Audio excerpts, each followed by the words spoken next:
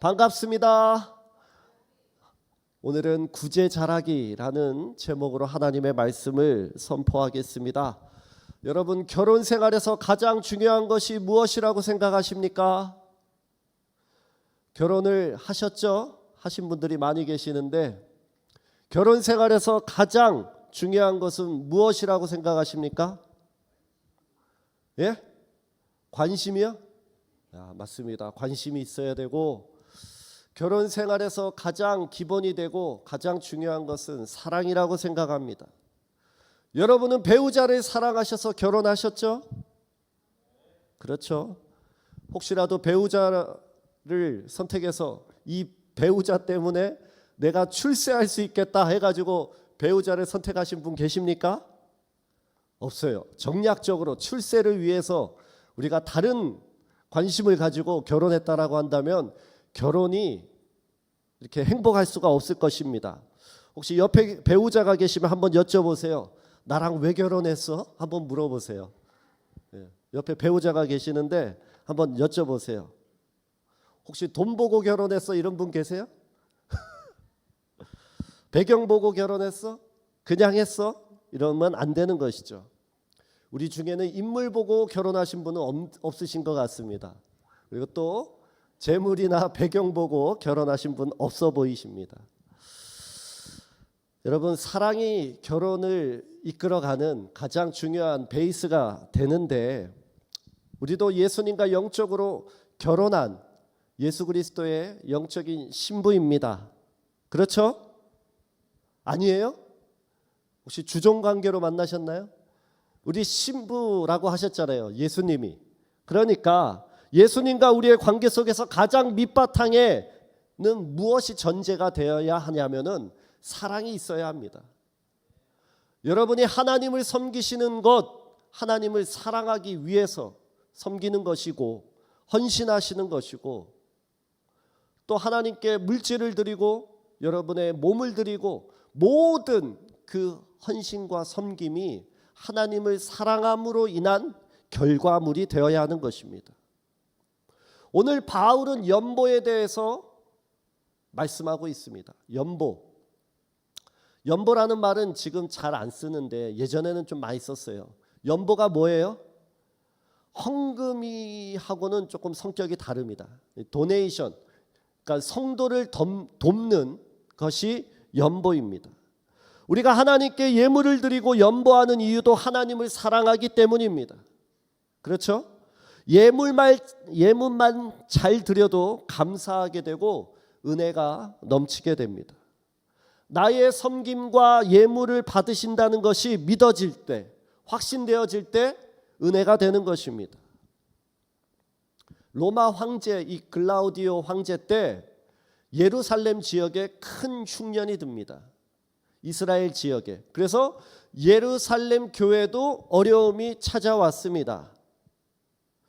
예루살렘 교회가 많이 어렵다는 그 소식을 많은 사람들이 듣게 되는데 특별히 고린도 교회 성도들이 이 소식을 듣게 됩니다. 그래서 고린도 교회 성도들은 열심히 남달랐던 교회 성도들이기 때문에 예루살렘 교회를 돕기 위해서 1년 전부터 이 교회를 돕겠다고 연보를 준비하게 됩니다. 바울은 고린도 교회 성도들이 자발적으로 이 연보를 계획한 것을 듣고 이 마게도냐 성도들에게 자랑을 합니다. 우리 고린도 교회 성도들이 이렇게 신앙이 깊어가지고 연보를 예루살렘 교회를 위해서 준비했다는 것을 자랑을 하고 막 노래를 부르게 만듭니다. 그러니까 여러분 성도님들이 아주 영적으로 성장하고 잘 자라셨다라고 한다면 누가 좋아하겠습니까? 하나님이 좋아하시지만은 성도님들이 잘 자라면은 담임 목사님이 좋아하세요. 그렇죠? 그러니까 바울이 고린도 교회 성도들 때문에 자랑을 하고 우리 성도들 잘한다 노래를 부른 것처럼 여러분들도 우리 담임 목사님으로 하여금 잘한다 만드셔야 돼요. 그렇죠?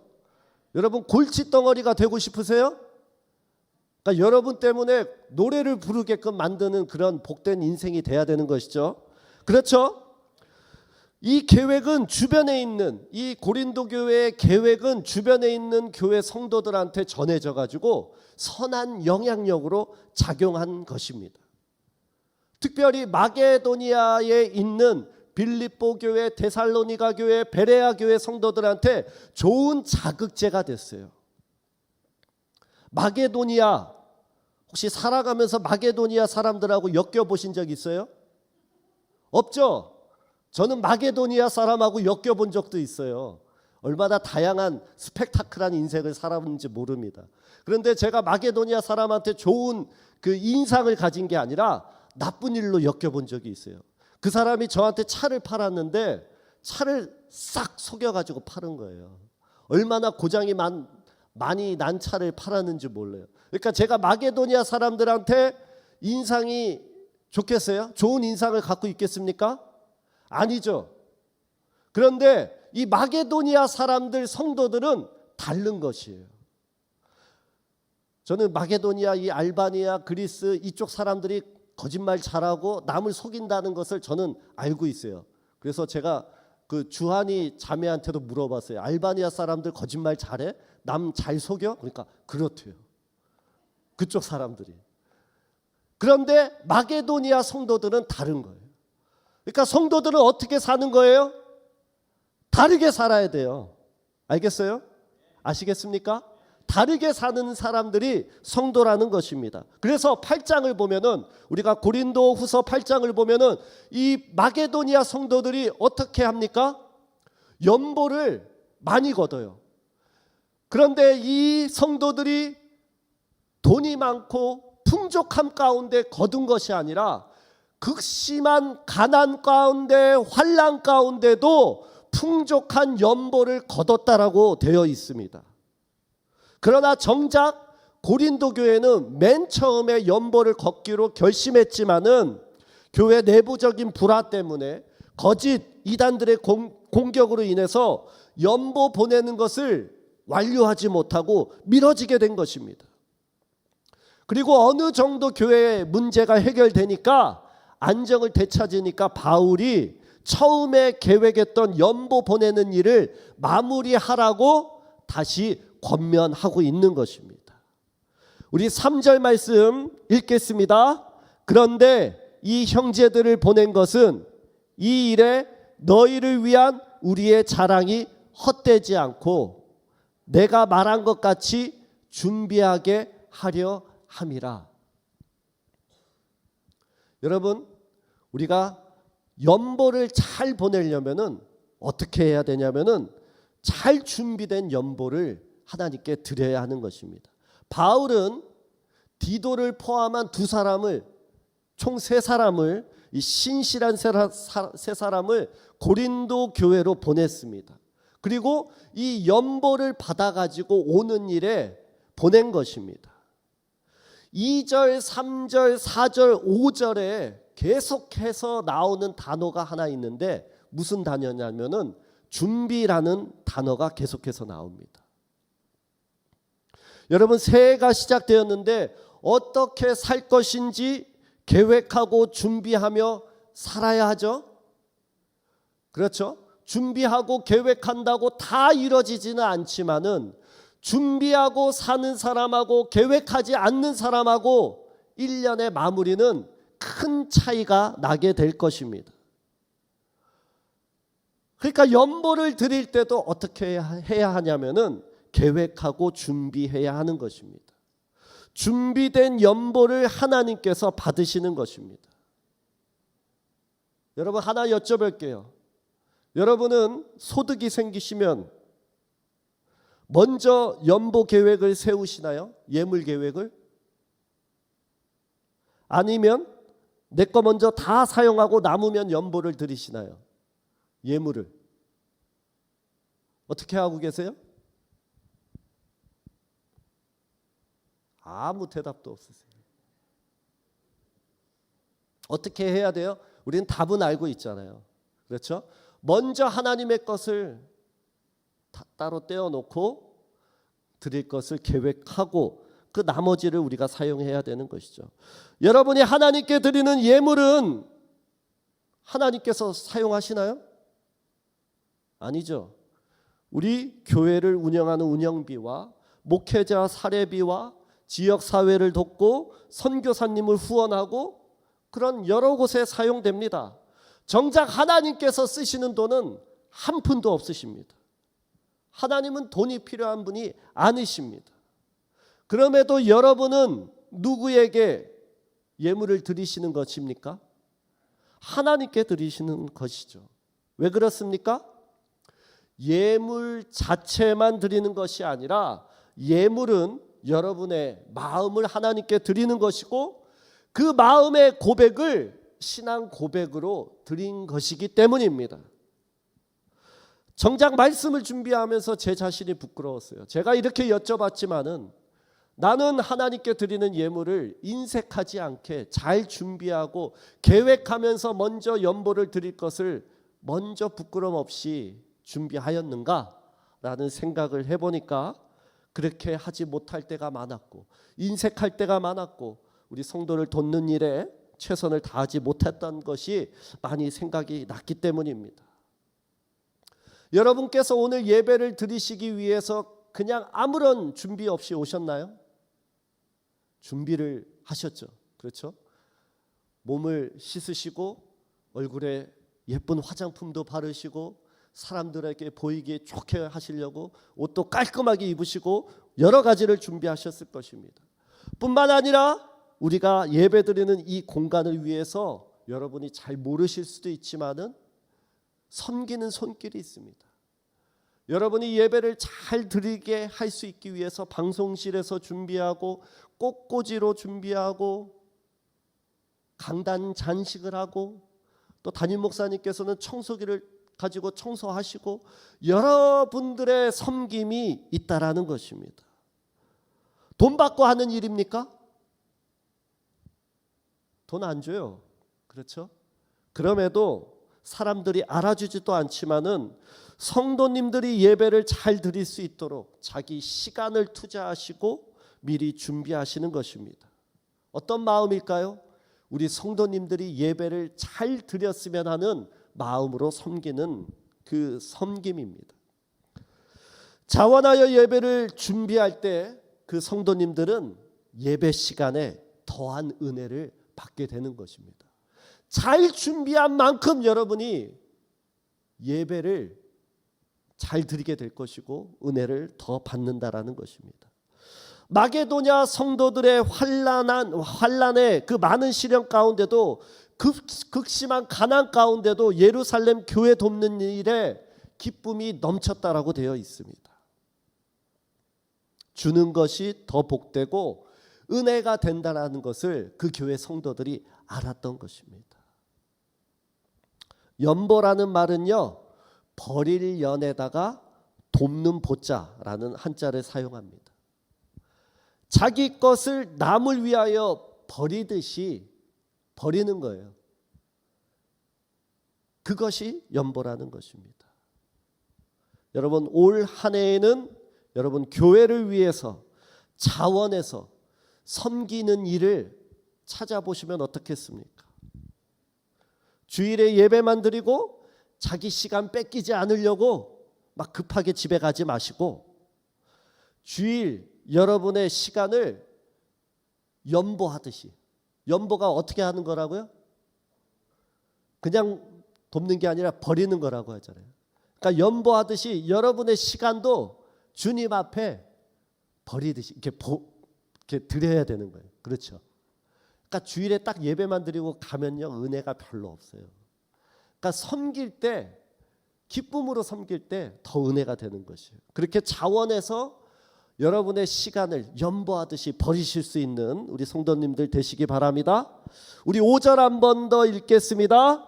그러므로 내가 이 형제들로 먼저 너희에게 가서 너희가 전에 약속한 연보를 미리 준비하게 하도록 권면하는 것이 필요한 줄 생각하였노니 이렇게 준비하여야 참 연보답고 억지가 아니니라. 이렇게 준비된 연보가 무슨 연보래요? 참연보래요. 참연보. 연보라는 말에 해놓고서 거기 밑에 보면은 연보라는 말에 참연보 옆에 뭐라고 써 있어요? 2번 써놓고 그 해석을 보면은 복으로라고 되어 있어요. 그러니까 연보가 내 거를 드리는데 나에게는 뭐예요? 복이라는 것이에요. 그리고 옆에 보면은 억지가 아니니라 할 때 억지에 3번 써져 있고 거기에 보면은 탐심이라고 되어 있어요. 잘 준비된 연보는 복이에요. 복, 참연보.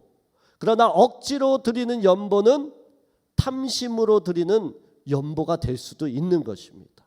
여러분이 예물을 드리면서도 참연보로 드릴 수도 있는 것이고 탐심으로 드리는 연보도 될 수 있는 것입니다. 누가복음 21장을 보면은 두 사람이 절 보세요. 주무시지 마시고 절 보세요. 네, 절 보세요. 절 보시고. 예. 자, 두 사람이 예물 드리는 것을 예수님이 유심히 보세요. 한 사람은 부자였고 한 사람은 가난한 과부였어요. 부자가 헌금함에다가 예물을 넣는데 부자니까 이 부자가 풍족함 가운데 예물을 드려요. 그러니까 예물이 적을까요? 많을까요? 많아요. 그러니까 예물을 한참 집어넣겠죠. 그러면 헌금함의 소리가 동전 소리가 어떻게 났을까요? 차차차차차 났을 거예요. 그 소리가 아마도 사람들에게 들리지 않았겠습니까? 그러니까 사람들의 관심이 이 사람이 얼마나 예물을 많이 드리는 그 소리에 관심이 집중됐을 거예요. 그리고 한 사람이 그 뒤에 이어서 예물을 드리는데 가난한 과부였어요. 이 가난한 과부는 얼마를 드리냐면은 2렙돈을 드렸어요. 렙돈이라는 것은 성경에 나오는 화폐 단위 중에 가장 단위가 낮은 가장 작은 동전이에요. 하루 품삯이 1데나리온이잖아요. 그렇죠? 데나리온의 128분의 1이래요. 이 렙돈이. 그런데 성전에는 한 렙돈을 드릴 수가 없어요. 그게 드릴 수 있는 한 렙돈이 드릴 수가 없는 화폐래요. 그러니까 2렙돈이라는 것은 드릴 수 있는 최소한의 화폐, 그 성전의 그 예물이라는 것입니다. 그 모습도 드리는 모습도 예수님께서 그 모습을 보셨어요. 성경을 보면은 예수님께서 보시고라고 되어 있어요. 그런데 그 두 사람 중에 예수님께 칭찬받았던 사람은 누구인가요? 과부예요. 과부. 2렙돈은 지금으로 화폐 단위 기준으로 환전하면은 아마 한 2,000원 정도 되는 것 같아요. 근데 이 여인이 수지 맞았어요. 왜요? 2,000원 내고 성경에 기록됐어요. 여러분은 2,000원 내고 그보다 훨씬 더 많은 금액을 내면서도 성경에 기록이 안 되는데 이분은, 이 가난한 여인은 2,000원 내고 칭찬받았어요. 왜 그럴까요? 이 여인은 자기 생활비 전부를 넣었다라고 되어 있습니다.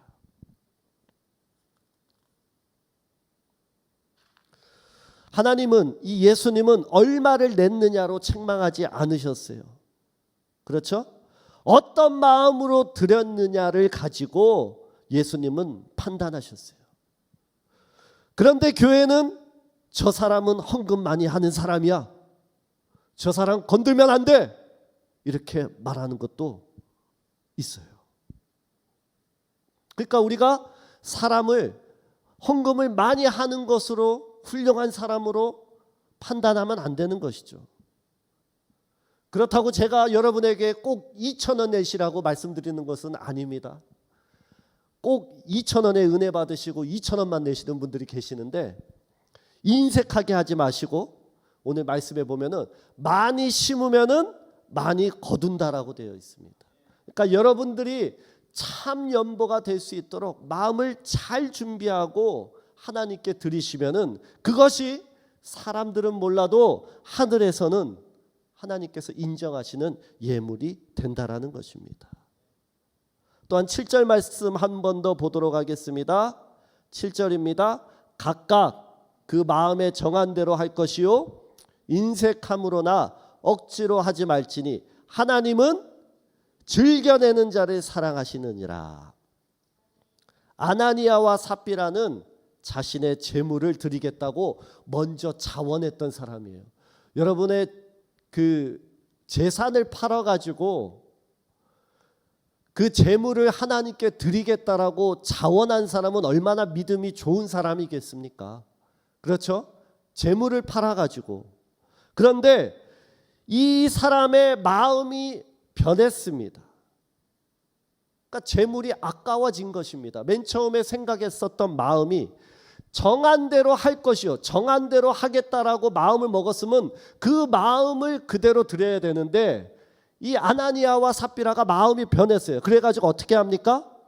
일부를 숨기고 다 내는 것처럼 베드로 앞에 그 재물을 일부만 놓습니다. 그러면서 전부라고 속입니다. 이때 베드로가 뭐라고 합니까?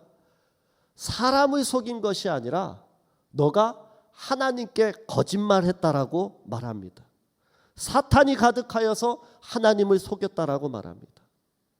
혹시라도 여러분이 하나님과의 관계 속에서 정한 약속이 있으시면 어떻게 해야 돼요? 그 마음을 수정하지 마시고 뒤로 미루지 마시고 지켜야 하는 것입니다. 왜요? 하나님은 다 아시기 때문입니다. 하나님은 속일 수 없는 분이십니다. 제가 아는 어느 목사님 아들이 계셨어요. 그 목사님이 그 아드님이 그 아버님이 계시는 어느 집회에 이렇게 아버님이 오라고 하셔가지고 간 거예요. 그런데 아버님이 아들을 불러가지고 잠깐 이야기하시는 거야. 아들아, 너가 내 체면을 좀 살려줘야 되겠다. 이렇게 말씀하시더래요. 그래가지고 어떻게 체면을 살리면 되겠습니까? 그러니까 너가 나를 위해서 좀 헌금을 해야 되겠다. 이렇게 말씀하시더래요. 그래가지고 그 집회에서 헌금을 하라고 누구한테 강요를 받았어요? 아버지한테 헌금 강요를 받고 헌금을 그날 일시불로 3천만 원을 했어요. 3천만 원. 예. 그런데 이분이 3천만 원을 헌금한 다음에 시험이 들었어요. 왜요? 나는 드리고 싶은 마음이 없는데 아버지 체면 때문에 3천만 원을 헌금을 한 거예요. 그래서 뭐라고 하냐면은 나 오늘 3천만 원 버리고 왔다고 그러더라고요.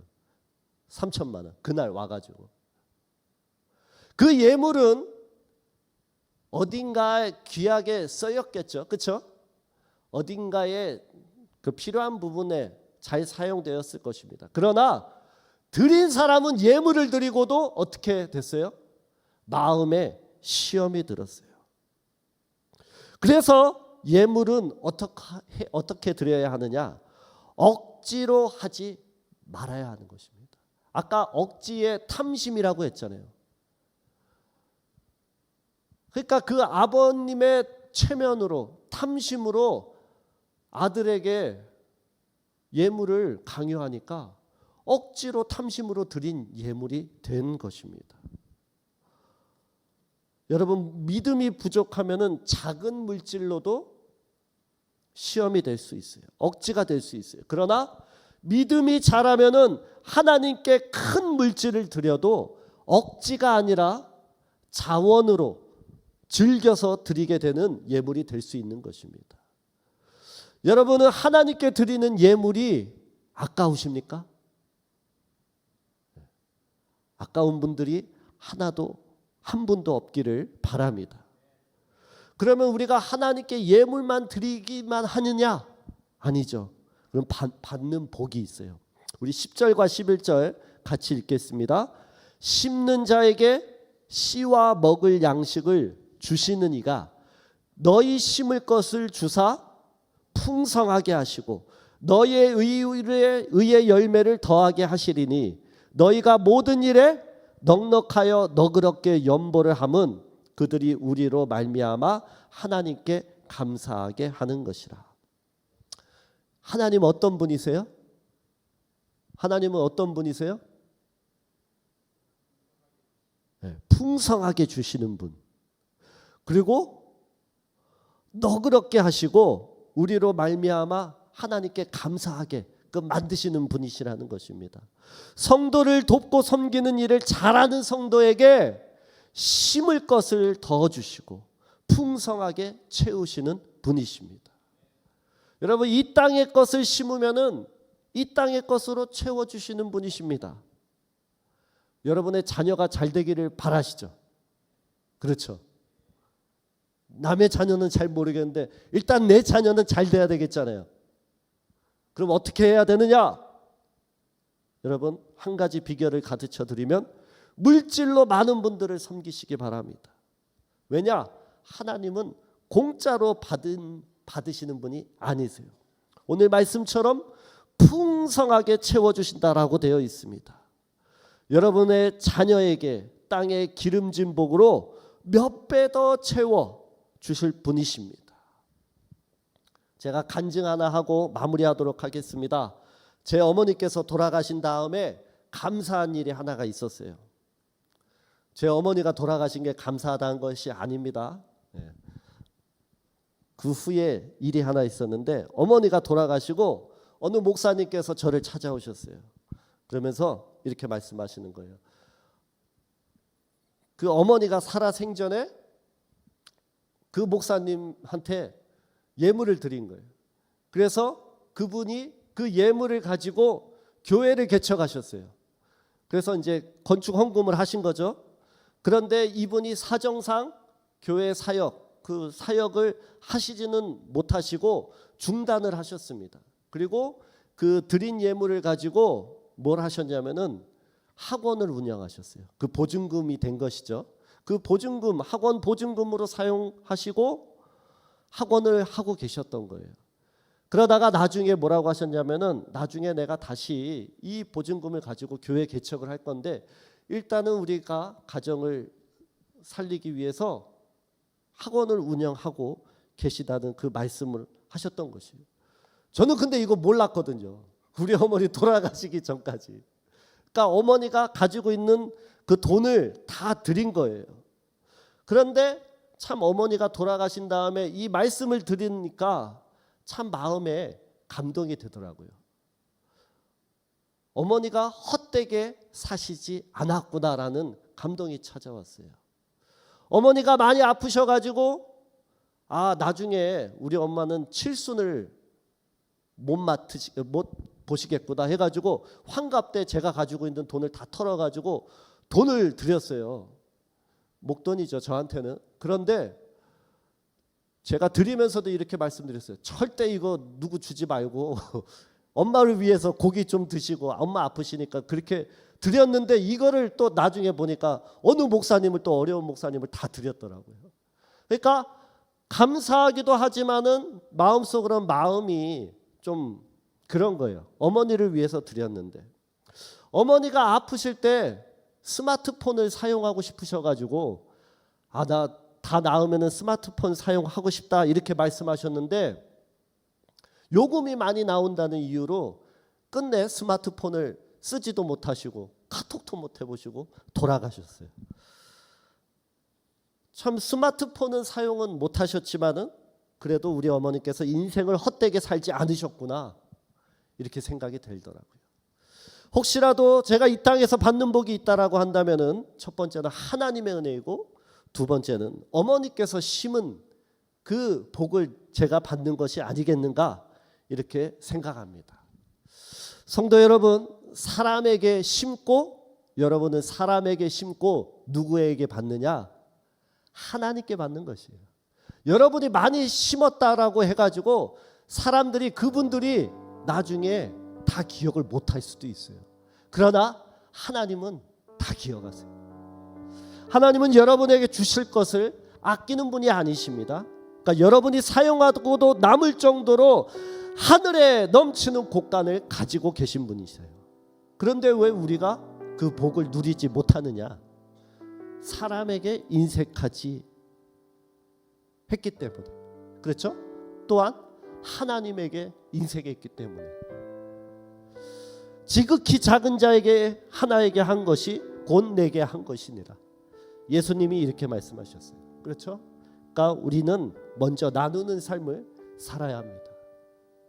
저는 이렇게 막 사역을 하니까 성도님들이 돈을 주실 때도 있고 선물을 많이 받을 때도 있어요. 그런데 이게 다 나만을 위해서 주시는 것이 아니라 받으면 또 이것을 돌려드려야 되겠구나. 성도를 나 말고 또 다른 성도들에게 이렇게 드려야 되겠다 이런 생각을 합니다. 그러면서도 저를 위해서 쓸 때가 훨씬 더 많습니다. 여러분 주변을 잘 둘러보시고 먼저 섬기시고 도우시기 바랍니다. 여러분의 것을 먼저 나눌 때 하나님께서는 복을 아낌없이 주어도 낭비하지 않고 잘 사용하겠다 생각하셔서 물질이나 여러 가지 복을 여러분에게 그때부터 부어 주실 것입니다. 여러분이 인색하면 하나님도 여러분에게 인색하게 하실 것입니다. 그러나 여러분이 넉넉하면 하나님도 여러분 훨씬 더 넉넉하게 부어 주실 줄로 믿습니다. 구제 잘하시고 복 받으시고 칭찬받는, 하나님에게 칭찬받는 여러분 되시기 바랍니다.